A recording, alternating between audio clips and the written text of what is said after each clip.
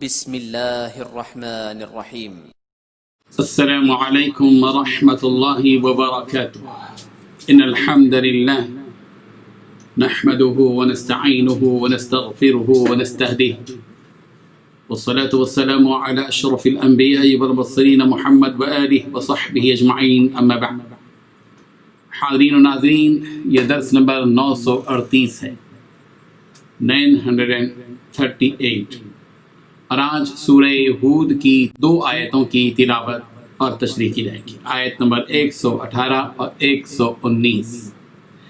چلیے سب سے پہلے ان 2 آیتوں کی تلاوت کرتے ہیں، لفظی ترجمے اور ترجمے کے بعد تشریح کرتے ہیں۔ اعوذ باللہ من الشیطان الرجیم، بسم اللہ الرحمن الرحیم۔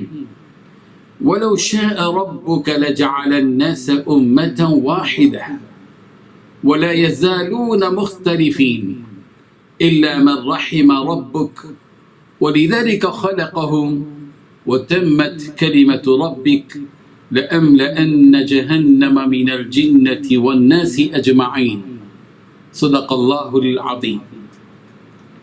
لفظی ترجمہ یوں ہے، وَلَوْ، اور اگر، شاء چاہتا، ربک آپ کا رب، لجعل تو ضرور بنا دیتا، الناس تمام لوگوں کو، امتا واحدہ ایک ہی امت، ولا یزالون جبکہ وہ ہمیشہ رہیں گے، مختلفین باہم اختلاف کرنے والے ہی، الا سوائے من ان لوگوں کے جن پر رحم کیا ربک آپ کے رب نے، ولذالک اور اسی لیے خلقہم اس نے انہیں پیدا کیا، وتمت اور پوری ہوئی، کلمات ربک آپ کے رب کی بات، لأملأن کہ میں ضرور بھروں گا، جہنم کو، من الجنتی جنوں سے، والناس اور انسانوں سے، اجمعین سب سے۔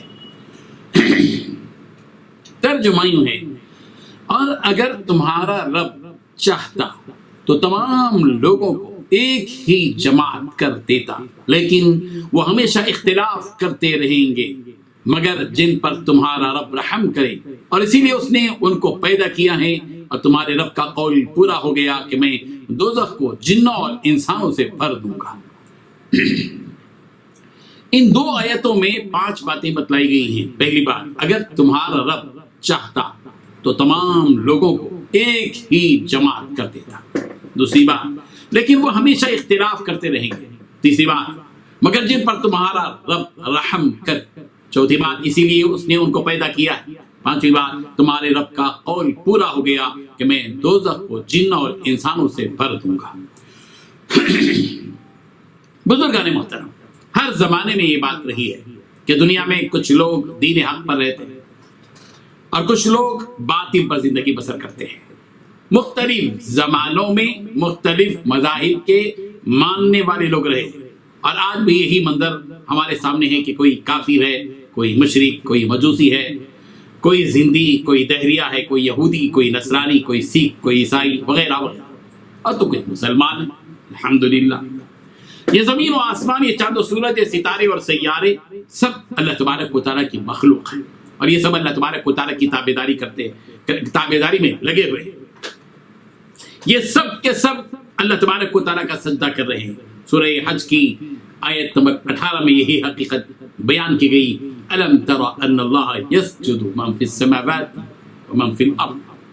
ایک انسان ہی ہے جس کا معاملہ یہ ہے کہ اس کو دنیا میں اختیار دیا گیا ہے کہ وہ چاہے تو حق بات کو قبول کرے، چاہے تو انکار کرے۔ اسی اختیار میں اختبار ہے، یعنی امتحان ہے۔ عربی زبان میں اختبار کہتے ہیں امتحان کو۔ اسی اختیار میں ایک نقطہ ہٹا دینے اختبار ہے۔ اس انسان کو جو اختیار دیا گیا ہے وہ اختیار یوں ہی نہیں دیا گیا، بلکہ اس کے اختبار یعنی امتحان کے لیے دیا گیا ہے۔ فمن شاء، سورہ کہف کی آیت نمبر 29 میں یہی اختیار ظاہر کیا گیا، وَقُلِ الْحَقُّ مِن رَبِّكُمْ، اور کہہ دیجیے کہ حق تمہارے پروردگار کی طرف سے ہے۔ فمن شاء فلیؤمن ومن شاء فلیکفر، جس کو چاہے، جو چاہے ایمان لائے اور جو چاہے کفر کرے۔ ایمان لائے گا تو نفع ہوگا، فائدہ ہوگا، نجات ملے گی، کامیابی ملے گی، اور کفر کرے گا تو ظاہر بات ہے کہ اس کی سزا بھگتنی پڑے گی۔ دین میں زبردستی نہیں ہے، اختیار دیا گیا ہے، زبردستی نہیں ہے۔ اللہ تبارک و تعالیٰ چاہتے تو ہر ایک کا کان پکڑ کر مسجد میں لاتے اور کہتے کہ نماز پڑھو، ورنہ کھانا نہیں ملے گا۔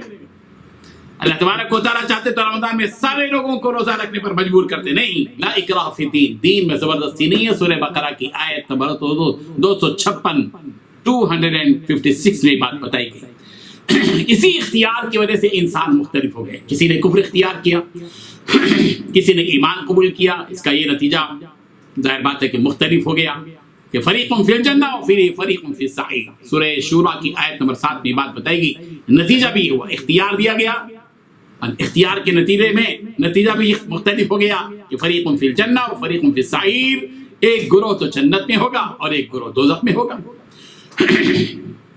اس حقیقت کے باوجود کہ اللہ تبارک و تعالیٰ کو کفر، شرک، سرکشی، عناد، ظلم وغیرہ ناپسند ہے، لیکن اللہ تبارک و تعالیٰ نے انسانوں کو اپنی طرف سے اختیار دے دیا، یہ اس کی حکمت کا تقاضا ہے۔ ورنہ اللہ تبارک و تعالیٰ تو ایسے قادر مطلق ہیں کہ جھٹکے میں دنیا جہاں کے سارے ہی انسانوں کو مومن اور مسلمان بنا کر ایک ہی صف میں مسجدوں میں کھڑا کر دے۔ کون ہے جو اللہ تبارک و تعالیٰ کے اس ارادے کو، اس کو باز رکھے؟ یہی حقیقت اس آیت میں بیان کی جا رہی ہے، وَلَوْ شَاءَ رَبُّكَ لَجَعَلَ النَّاسَ أُمَّةً وَاحِدَةً، اگر آپ کا رب چاہتا تو سب لوگوں کو ایک ہی جماعت بنا دیتا، پوری دنیا میں پورے کے پورے انسان مسلمان ہی مسلمان ہو جائے، ہر طرف اسلام، ہر طرف مسلمان، ہر طرف روزے، ہر طرف حج، ہر طرف قربانیاں، ہر طرف عمرے، ہر طرف نیکیاں ہی نیکیاں، عبادت ہی عبادت، سجدے ہی سجدے، توحید کی باتیں ہی چلیں۔ اگر آپ کا رب چاہتا تو سبھی لوگوں کو ایک ہی جماعت بنا دیتا۔ سورہ الف لام میم سجدہ کی آیت نمبر 13 میں اسی حقیقت کو دوسرے الفاظ میں بیان کیا گیا، وَلَوْ شِئْنَا لَآتَيْنَا كُلَّ نَفْسٍ هُدَاهَا، اگر ہم چاہتے تو ہر شخص کو ہدایت نصیب فرما دیتے، لیکن دنیا میں یہ نظام رہے گا کہ وَلَا يَزَالُونَ مُخْتَلِفِينَ، کہ وہ برابر اختلاف میں رہیں گے، یعنی ہر زمانے میں کافر بھی رہیں گے، مومن بھی رہیں گے، مشرک بھی رہیں گے، موحد بھی رہیں گے، زندیق بھی رہیں گے، یہودی بھی رہیں گے، نصارہ بھی رہیں گے، سکھ بھی رہیں گے، فلاں بھی رہیں گے، ہندو بھی رہیں گے، مسلمان بھی رہیں گے، اِلَّا مَن رَحِمَ رَبُّ، جن لوگوں نے دین کے ان احکامات پر جو انہیں دیے گئے مضبوطی سے قائم رہنے کو اپنا معمول بنا لیا اور رسولوں کی اتباع کی، وہ لوگ اس سے بالکل مستثنا ہیں۔ یہ وہ لوگ ہیں جن کو ان کی اتباع نے رب ذوالجلال کی رحمت کا مستحق بنا دیا۔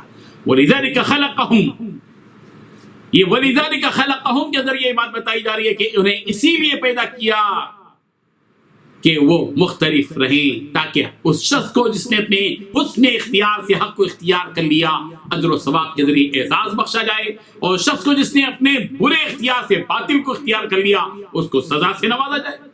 یہاں وَلِذَلِكَ خَلَقَهُمْ سے یہ مطلب نہ لیا جائے کہ انسانوں کی پیدائش کا مقصد ہی آپس میں مختلف رہنا ہے، اس لیے کہ انسان کی پیدائش کا اصل مقصد تو وہی ہے جو سورۃ الذاریات کی آیت نمبر 56 میں بیان کیا گیا کہ وَمَا خَلَقْتُ الْجِنَّ وَالْإِنسَ إِلَّا لِيَعْبُدُونَ، میں نے جن اور انس کو صرف اس لیے پیدا کیا تاکہ وہ میری عبادت کریں۔ آگے یہ بات بیان کی گئی کہ تمہارے رب کی یہ بات پوری ہو گئی کہ میں جہنم کو جنات سے اور انسانوں سے بھر دوں گا، جس میں سب دوزخی موجود ہوں گے۔ اللہ تعالیٰ کی حکمت اور اس کے کامل علم اور اس کی قضا اور اس کی قدر میں یہ بات پہلے سے طے شدہ ہے اور نافذ کر دی گئی ہے کہ اس نے جن انسانوں اور جنات کو پیدا کیا ہے ان میں سے کون جنت کا مستحق ہوگا اور کون دوزخ کا ایندھن بنے گا، اور یہ لازمی بات ہے کہ جہنم کو انہی دونوں مخلوقات میں ہی سے بھرا جائے گا، یعنی جنات سے اور انسانوں سے۔ جن انسانوں اور جنات نے رسولوں کے احکامات کو اختیار نہیں کیا وہ اس دوزخ میں بھر دیے جائیں گے۔ اللہ تبارک و تعالیٰ اپنے فضل و کرم سے ہم کو دوزخ سے بچائے اور ہم سب پر جنت کو واجب فرما دے۔ وآخر دعوانا ان الحمد للہ رب العالمین۔